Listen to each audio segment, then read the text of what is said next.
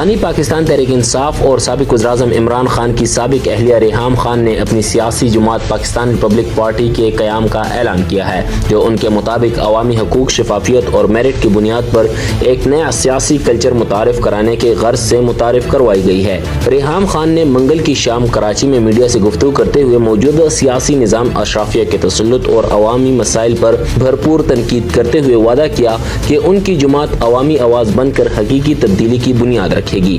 انہوں نے اپنے سیاسی سفر کے آغاز کو ایک سنجیدہ، مدبرانہ اور عوامی فلاح پر مبنی قدم قرار دیا۔ ان کا کہنا تھا کہ پاکستانی سیاست میں اب نظریات کی جگہ ذاتی مفادات نے لے لی ہے اور پارلیمان مخصوص چند خاندانوں کے کنٹرول میں آ چکی ہے۔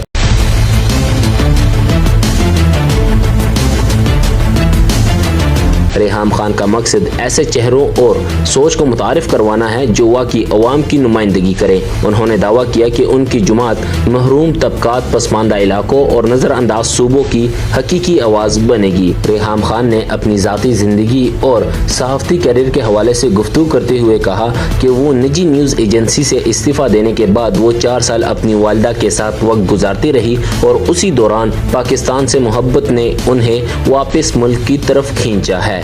2012 سے 2025 تک پاکستان کو بدلے ہوئے حالات میں دیکھا اور یہی جذبات اور تجربات انہیں سیاست کی طرف لے کر آئی ہے۔ انہوں نے افسوس کا اظہار کیا کہ پاکستان میں پینے کا صاف پانی تک میسر نہیں، جبکہ سیاستدانوں کی ترجیحات اقتدار اور ذاتی مفادات ہے۔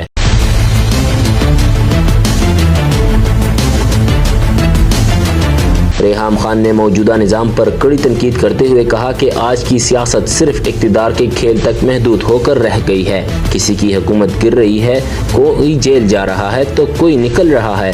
انہی مباحث نے اصل عوامی مسائل کو پشت ڈال دیا ہے۔ انہوں نے کہا کہ آج اشیاء ضروری کی جو قیمتیں ہیں وہ آسمان سے باتیں کر رہی ہیں۔ تاجر اور وڈیرے کسان ان کی نمائندگی کر رہے ہیں، جبکہ عام آدمی کا کوئی پرسان حال نہیں۔ ریحام خان نے اپنی جماعت کے منشور میں ٹیکنالوجی کے مؤثر استعمال، شفاف حکمرانی اور اقربا پروری کے خاتمے کو مرکزی نکات قرار دیا ہے۔ ان کا دعویٰ تھا کہ ان کی جماعت نظریاتی سیاست کو بحال کرے گی اور پارلیمان کے چہرے اور رویے کو بدل کر رکھ دے گی۔ ریحام خان کا موقف تھا کہ کراچی کو دارالحکومت بنانے پر غور ہونا چاہیے، کیونکہ یہ شہر ملک کا معاشی جب ہونے کے باوجود مسائل کا گڑھ بن چکا ہے۔